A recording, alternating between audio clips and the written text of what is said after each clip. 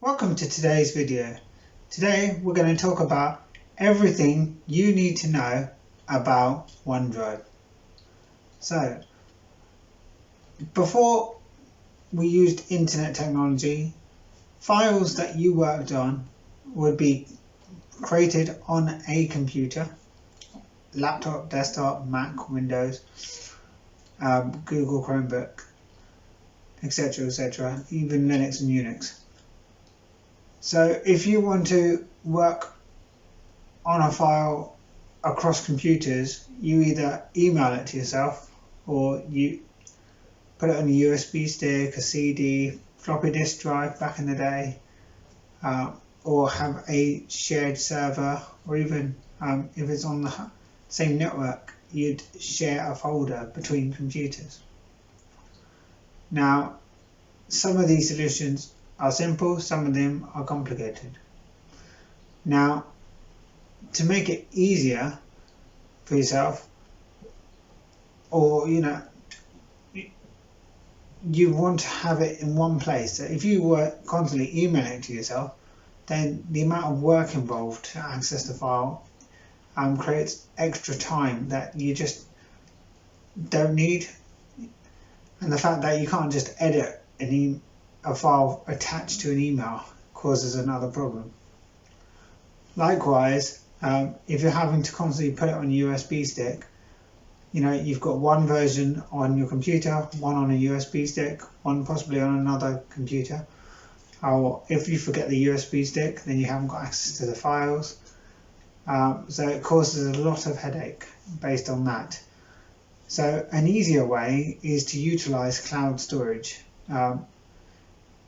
Now, businesses may not need to use cloud storage because the larger businesses will have internal servers which have remote access to, but not everyone's a large enterprise business or even a medium-sized business. Say you want to use it just for yourself and a few family members. So cloud storage is a great way to get around this.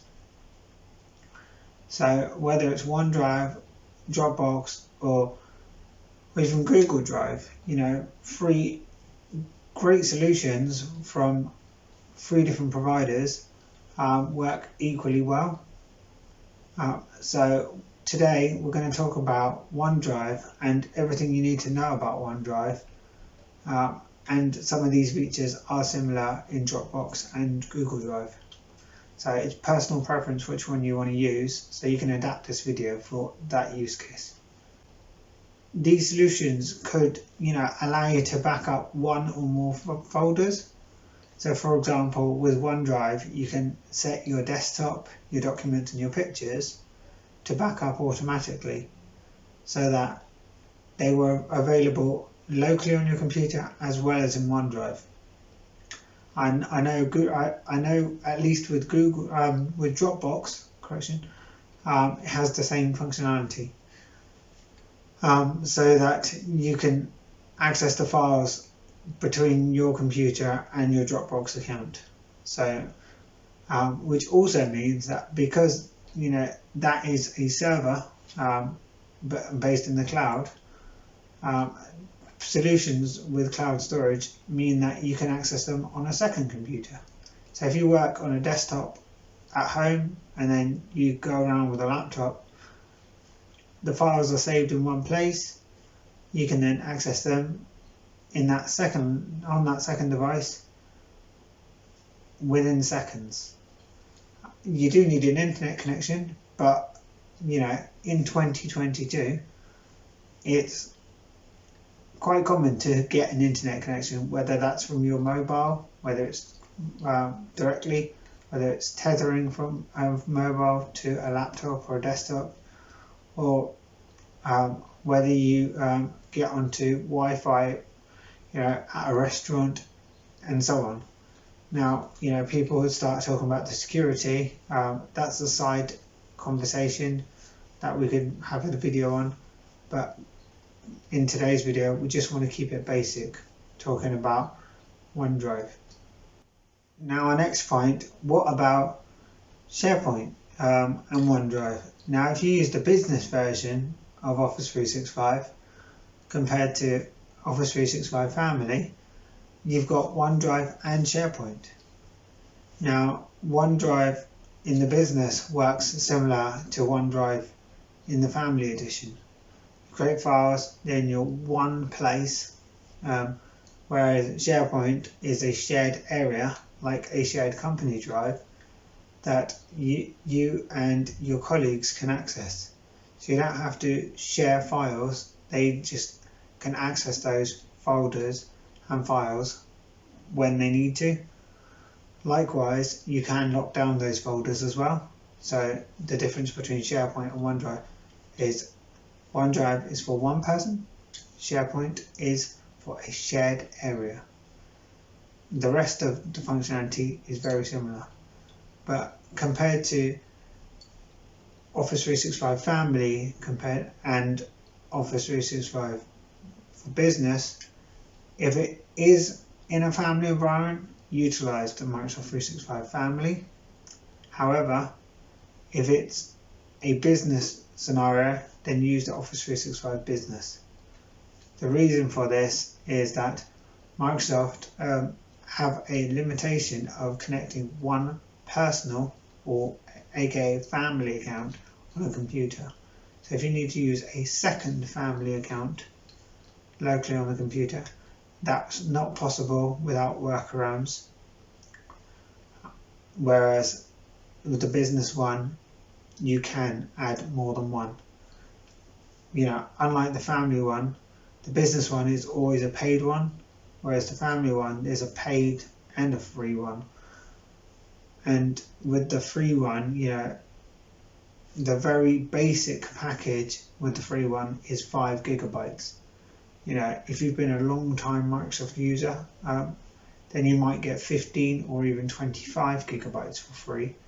But otherwise, the majority of people out there are anywhere between 5 and 15 gigabytes of free storage. And they don't want you having lots of free accounts to go 5, 10, 15, 20, etc. To gain loads of free storage. So I think that's one of the reasons why the free one limits it to 1 per device. Both the OneDrive and SharePoint storage, whether you're using it in the business or home environment, allows you to access an Office document at the same time as another person. So if you need to work on a file and somebody else needs to work on a file, you could be, for example, a Word document or a PowerPoint slide. You could be working on different pages at the same time. You could even work on the same page or slide at the same time. You would just see that somebody's editing further up or further down in the page. And with Excel, you'll see that that somebody's in a different cell. Like you could be in A2 and somebody could be in D17, for example, and another person could be in B12, and so on. And across the top right hand side, so this may be on this side depending on how the video's outputs on YouTube, but top right corner you will see icons of each member of staff. So AA, AB, AC, if those are the initials of your colleagues, showing you that these people have the file open and are editing. So you can edit away seamlessly, and you can even see who's in the file by just hovering over those icons. Now the next point to bear in mind is the various sync icons that you see. So the very basic one is a cloud icon. This means that the file is online and not on your computer, which means that your computer can access a file, but it's currently not using any space. So if the file was 10 megabytes, that 10 megabytes is in the cloud, but it's not on your computer. So computers with low storage, this would be a great feature to utilize. It is great with larger computers as well, large storage devices, but especially those with smaller hard drives that are, light, portable, and space is a premium. You can have the ability to access these files when you need them. So when you open it, it utilizes the 10 megabytes, but you can also right click and free up the space when you've completed using it. Likewise with a folder as well. So if you find that folder has a gigabyte worth of storage, you want to free that up, you can right click on it, free up space, and it's back in the cloud. Now anything that does get downloaded shows a tick with a green icon. Now there is another feature that allows you to get all the files in a folder, or just specific files, downloaded, so that say you're going to work in a place where there's no internet, you could download those files, have access to them, and then later on you can open them, and then when you do get internet, they get back uploaded online again. So what you have to do is right click, and there's an option, always keep offline, or make available offline. So apologies if I put the wording wrong, but you'll see what I mean. And this wording could slightly change every few years, or a few years later, depending on making sure the terminology is relevant for the country you're in. But keep files offline, make available offline, etc. just means that you can access it when you have no internet. And the one thing to bear in mind is if somebody else edits that document, you will get a message saying that, do you want to merge the changes or override somebody else's changes? Now if you do override somebody else's changes, you can check the history of the file, so that if they did do a lot of work, you could go back, restore it, and merge the changes. So there's a great way, I know, with Word, where you can merge documents, and it works really well. So I've tested this over the last few years. It works really well with Word documents.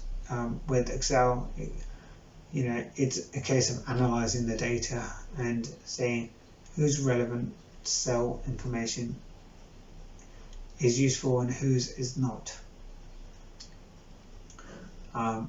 And I'm sure PowerPoint is very similar to how Word works with combining documents, if that was to happen. And our final point is related to personal versus business. So the Office 365 family, as we mentioned earlier, allows you to connect one account to a computer, whereas the business allows you to connect multiple accounts to a computer. So what you can do, let's start that again. So what you will see on your computer is possibly lots of blue clouds on Windows, should we say, and those blue clouds, you could have 1, you could have 2, you could have 3, you could have 4, etc. In your quick launch area, which is near the clock in the bottom right hand side of the screen. Whereas the personal one will have a white cloud icon on Windows. So you will know that's a personal account rather than a business account, which is quite useful to know actually. Now, one thing to bear in mind is if you're on a Mac, then the icon is just a cloud symbol, and it's identical whether it's a business or a personal account. So if you do see that, just note that then you can't tell the difference. It's just how the taskbar at the top appears on a Mac operating system, where all the icons are just black and white or black and grey. There is no colour to them, so just bear that in mind if you're on a Mac. Thanks for watching this video. If you found that useful, please click the like button below. If you found it unhelpful, click the dislike button below so we can get some feedback. And if you've got any future videos that you would like creating, please drop us a comment below. Thanks for watching and have a great day.